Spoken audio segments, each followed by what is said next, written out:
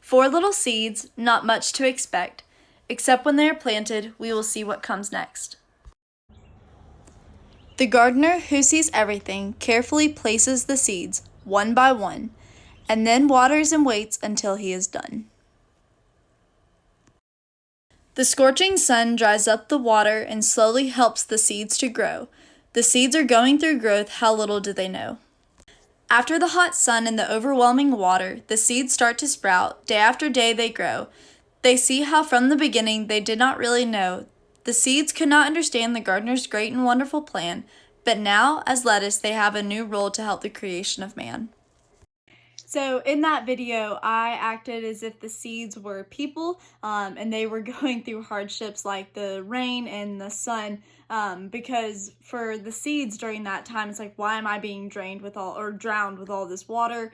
And then of course the scorching heat, like that's very uncomfortable. And so I was acting as if the seeds were people, and then the plant, like the gardener, was God. And so he was in control of all of it. He had the sovereign plan of orchestrating, okay, this is how much sun the seeds need to get, and this is how much water. And so that dynamic, I tried to parallel it with like a human and then the Lord. Over senior year, I have been able to research the topic of suffering and what the purpose of it is and why people go through it, and the results of that, but also how God uses it. And so I used some personal experience of personal suffering with my mom going through short-term memory loss and my brother going through depression. And I saw the growth that came from that, not only in my life, but their lives as well. And I was just kind of boggled with the idea that, wow, God really did place all of these things and create a masterpiece through the worst circumstances. And so I wanted to dig into that a little bit deeper. And so I read, of course, the 3 primary sources and the 3 secondary sources. And so I came to 3 conclusions. And the first one is perspective and mind placement are key.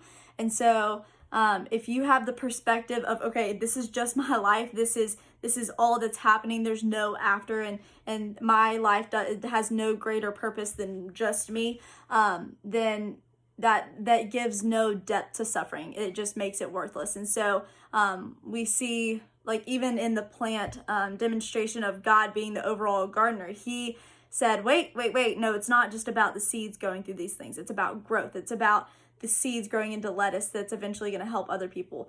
So that was the first thing, perspective and mind placement. The second thing was that God does not necessarily always reveal the answer of why you're going through something, of why you're suffering. Yes, you may be able to make some of the connections, but the overall reason, God may not reveal that to you. And so that may be left a mystery, which is a part of God's beauty, is that we're not supposed to understand everything that God does or allows. We're not supposed to. We're humans. And so, yeah, it may be a mystery, but that's part of God's beauty. And then my third thing was God uses suffering to bring others closer, or to bring you closer to himself, and then to work through you to help others.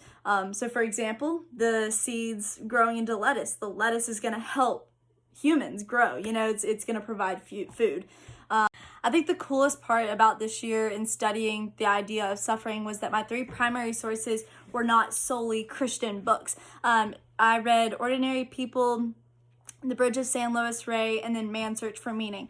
And yes, they included some biblical truths, but they weren't bluntly stated of, this is God's sovereign plan, or this is biblical truth. It was them trying to come to that conclusion. So that was just really cool to watch. Even some of them, just non-believers, try to search after those conclusions. They just missed out on that little step of depth of, okay, but wait, this is God. Like, this is God doing this. So all that being said, my secondary sources, on the other hand, were Christian sources, and those just provided a deeper level of understanding of what my primary sources presented.